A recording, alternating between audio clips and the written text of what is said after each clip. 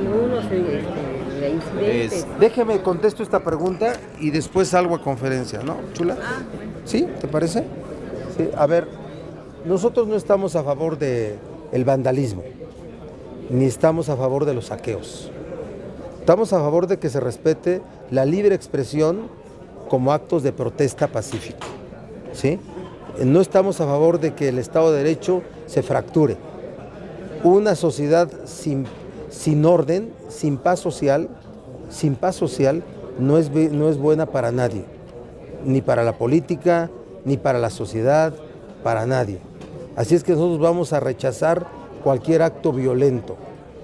¿Desde dónde están impulsados los actos violentos? Bueno, hay delincuencia y ahí puede haber esta delincuencia organizada y puede haber acciones irresponsables de ciertos niveles de gobierno, también es cierto. Ayer vimos como una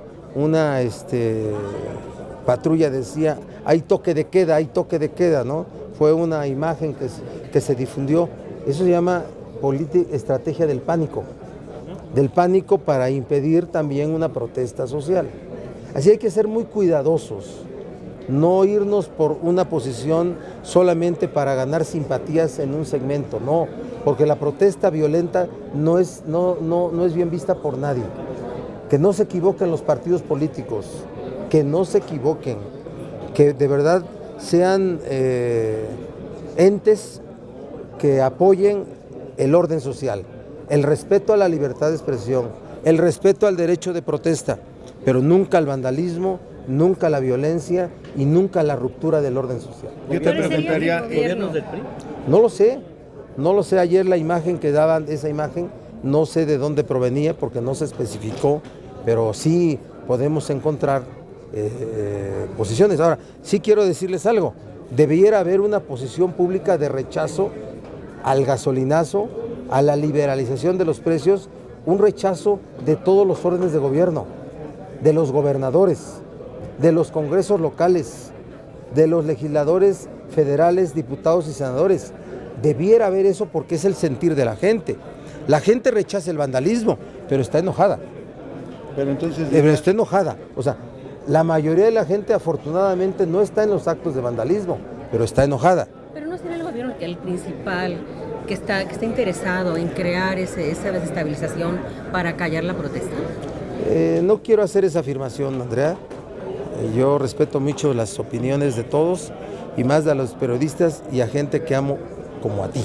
Pero entonces, ¿dónde queda la inteligencia de este país? ¿Dónde está, o sea, el CISEN que tanto se habla? Bueno, el CISEN se dedica a otras cosas, no a callar la protesta social. No, yo digo que es un asunto de seguridad pública elemental, el que se asegure el respeto a las personas, el respeto al patrimonio, ¿sí? Y hasta que se garantice la protesta social. Una protesta social que se hace con divulgaciones, pues con enunciados, pues es soportable o debe ser soportable por cualquiera. Pero una protesta social que agrede al patrimonio, que agrede a las personas, no puede ser permitida, porque entonces sí estamos ante un Estado fallido. Y aquí está, adiós Alejandra, sale, sí, ¿me explico? Entonces yo por eso me pronuncio. ¿Ya está el punto de acuerdo? Ya está el exhorto. El tema de lo que está pasando, los bloqueos, los saqueos, porque pareciéramos, incluso fuimos testigos de que los policías no actuaban, digamos. Pues, ¿qué? Sí se salió de las manos. Ayer vimos un día en donde las cosas estuvieron fuera de control. Yo espero que ese haya sido el día del clímax y que no se repita. Sí se salió de las manos. Vimos ineficiencia policial. Vimos falta de profesionalización policial. Vimos acciones desorganizadas. Vimos a una policía insuficiente e incompetente. Sí la vimos. Y no para que yo me refiera o insinúe represión. De verdad que no. La policía tiene que tener labores de contención, no de represión. Me preocupa que haya habido disparos en ciertas acciones de confrontación que se dieron cuando llegó el momento del saqueo. Me preocupa, porque de los disparos pueden aparecer las tragedias, pueden aparecer los muertos, pueden aparecer los heridos, los lastimados, puede aparecer una tragedia, empezar una tragedia nacional. Lo que ayer hizo René Juárez Cisneros en nombre de la Secretaría de Gobernación fue salir a decir, a ver, no vamos a admitir el desorden, vamos a preservar el orden público, vamos a actuar, y eso, el mensaje es de muchas índoles, entre otras es, vamos a hacer uso de la fuerza pública. Eso me preocupó también. Me preocupó que haya una posición de advertencia por parte del gobierno. Yo digo que se tiene que hacer una labor de contención, sí, para garantizar la paz social. El hecho de que el presidente haya revuelto, por decirlo de alguna manera, el anuncio de Videgaray con el tema del gasolinazo, ¿eso es también una falta de respeto a la sociedad, digamos, salir 5 días después prácticamente? Bueno, el presidente salió derivado del hecho, con el anuncio, derivado del hecho de que hay una reunión, o sea, en estos días se reúnen todos los embajadores, cuerpo diplomático de todo, de México en el mundo, y se reúnen con el secretario de Relaciones Exteriores. Pero la designación estaba resuelta desde el mes de diciembre o antes, ¿sí? Yo creo que desde el 20 de noviembre, fue cuando la elección de Trump, ¿verdad? Desde el 20 de noviembre se tomó la decisión de que Luis Videgaray fuera designado canciller. Solo esperaban el palomeo de parte del equipo de Trump. Así es que no fue afortunada su aparición del presidente Peña para hablar solamente de manera lateral o soslayada del tema tan grave que vive el país y centrar toda su aparición pública en la designación desafortunada de Luis Videgaray como canciller mexicano. ¿Cuál es A ti no te doy el beso. estado de credibilidad del presidente de la República? Es decir, con este anuncio que hace sobre el nuevo canciller y la postura que asume respecto a que también siente el mismo coraje que los mexicanos sobre el gasolinazo, ¿cómo ves tú Es el momento más bajo en credibilidad, en percepción social al ejercicio del poder. Tenemos un ejercicio del poder deteriorado. Nadie debe celebrar que haya un nivel tan bajo de aceptación de un presidente de la República, porque un presidente debe de ser un árbitro con la fuerza moral y fuerza política para resolver muchos problemas, pero hoy vemos a un gobierno que parece ya autista, ya ajeno a la realidad que le rodea. Hoy, frente a estos hechos derivados del alza del precio de la gasolina y el impacto que van a tener, porque es un asunto increchendo, como diría Lando Busanca, ¿se acuerdan de ese actor del cine erótico italiano? Increchendo. ¿Sí? ¿Por qué? Porque el 4 de febrero va a haber otro momento complicado y el 18 de febrero va a haber otro momento complicado y después todos los días va a haber incrementos de centavos a favor y en contra. Siempre van a ser en la alza, en la alza, en la alza.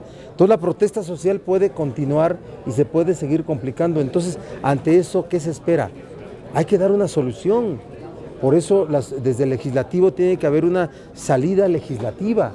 Y la salida legislativa es suspender el gasolinazo y la liberalización de los precios de la gasolina.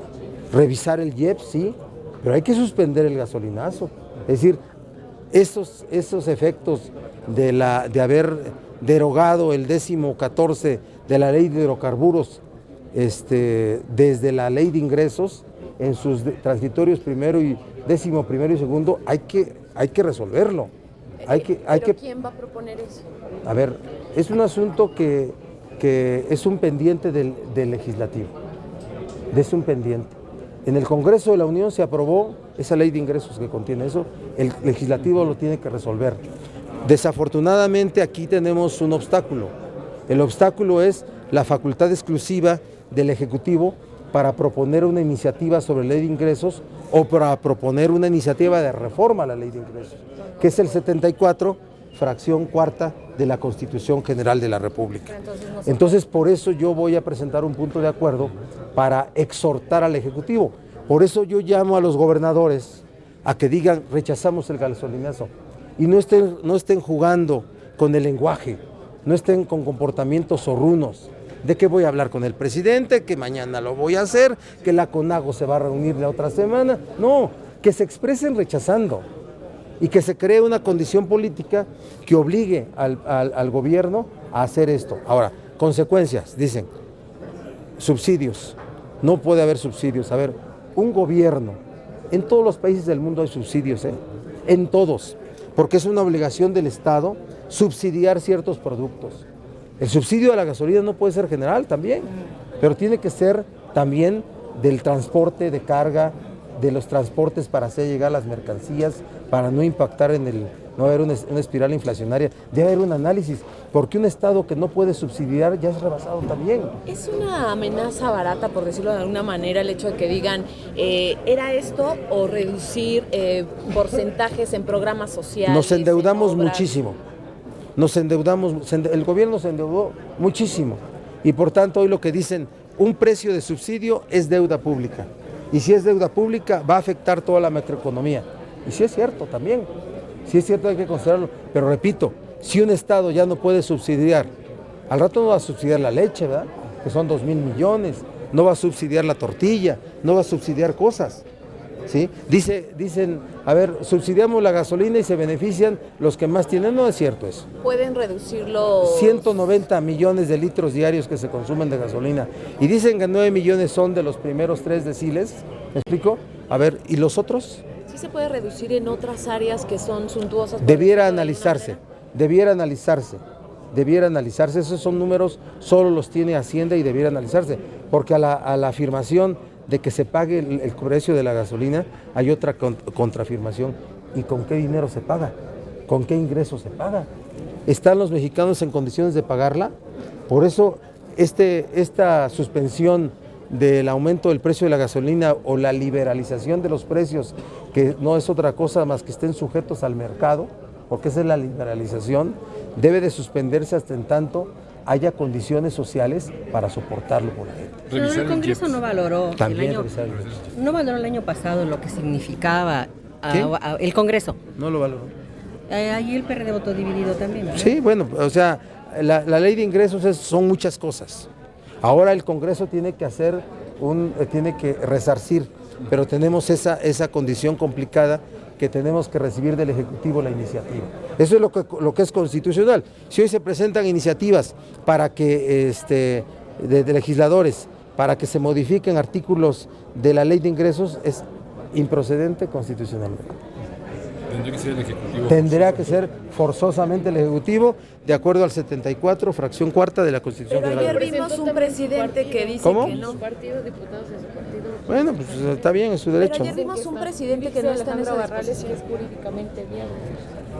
Pero ayer vimos un presidente que no, o sea, que su postura es no hay salida, es lo que es. Y vimos a un secretario de Hacienda también, oímos un secretario de Hacienda en la noche que tampoco, porque es la posición que van a sostener.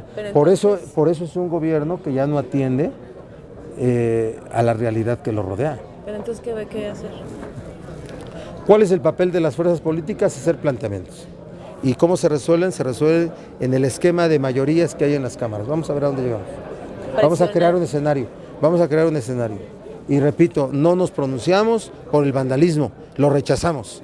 Rechazamos la violencia, apoyamos la protesta social como forma de expresión. ¿Seguridad interna sí empieza el martes?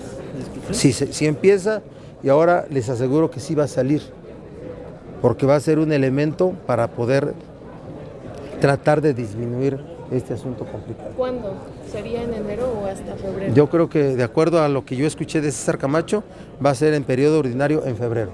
Es lo que yo escuché. Senador, pero tenemos y permíteme reiterar la pregunta, ¿tenemos un presidente omiso? Tenemos un presidente ajeno ya a la realidad.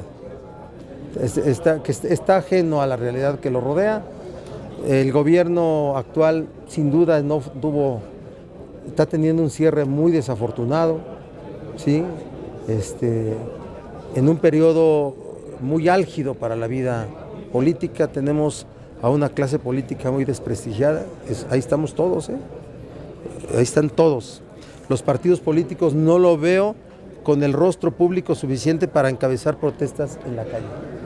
No los veo, no los veo, y lo digo con toda responsabilidad. Pero el clamor o el conflicto social podría ir creciendo hasta unas consecuencias que... Es increciendo esto, porque lo que se pueda acallar de aquí al 4 de febrero, el 4 de febrero va a volver a aparecer con un incremento nuevo, y después va a aparecer el 18 de febrero, y después todos los días va a haber un deslizamiento.